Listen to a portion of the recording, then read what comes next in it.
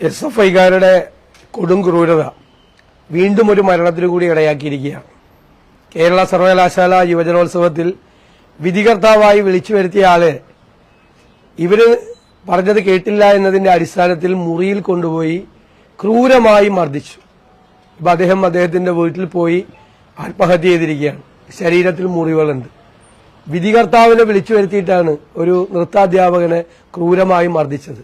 51 വയസ്സുള്ള ആളെയാണ് ഇവര് ക്രൂരമായി മർദ്ദിച്ചത്. ഇവന്റെയൊക്കെ അച്ഛനാവാൻ പ്രായമുള്ള ആളെയാണ് ഒരു മുറിയിൽ കൊണ്ടുപോയി ക്രൂരമായി മർദ്ദിച്ചത്.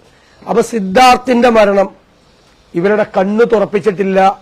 ഇവര് വീണ്ടും കേരള സമൂഹത്തെ വെല്ലുവിളിക്കുകയാണ് എന്നതിന്റെ ഏറ്റവും അവസാനത്തെ ഉദാഹരണമാണ് സർവകലാശാല യുവജനോത്സവത്തിൽ നടന്നത്. സിദ്ധാർത്ഥിന്റെ മരണത്തിന് ശേഷം കൊയിലാണ്ടിയിലെ അമലിനെ കൊണ്ടുപോയി ഒരു ഇടിമുറിയിൽ വെച്ച് ക്രൂരമായി മർദ്ദിച്ചു.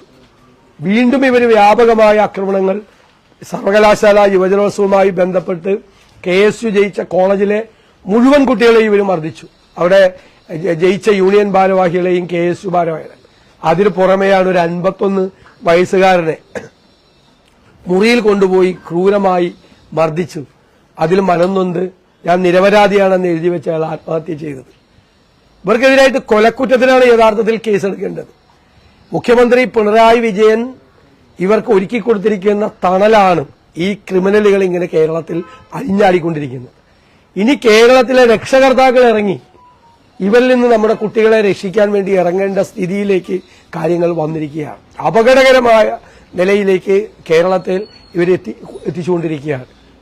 വീണ്ടും രക്ഷകർത്താക്കളുടെ ഭീതി ഭയങ്കരമായി വർദ്ധിച്ചിരിക്കുകയാണ്. കുഞ്ഞുങ്ങളെ കോളേജിൽ അയക്കാൻ പേടിയാണ് എന്നാണ് മാതാപിതാക്കൾ ഫോൺ ചെയ്ത് പറയുന്നത്. എന്ത് ധൈര്യത്തിലാണ് കുട്ടികളെ കോളേജിൽ അയക്കുന്നത് എന്ന് മാതാപിതാക്കൾ ചോദിക്കുന്ന ഒരു കാലത്തിലേക്ക് കേരളത്തെ ഇവർ കൊണ്ടുപോയിരിക്കുന്നു. ഈ ക്രിമിനലുകളെ ഇവർ നിയന്ത്രിച്ചില്ലെങ്കിൽ അവരെ നിയന്ത്രിക്കാൻ ഞങ്ങൾ തന്നെ രംഗത്തിറങ്ങേണ്ട സ്ഥിതി ഉണ്ടാക്കരുത് എന്നാണ് എനിക്ക് മുഖ്യമന്ത്രിയോടുള്ള വിനയപൂർവമായ അപേക്ഷ.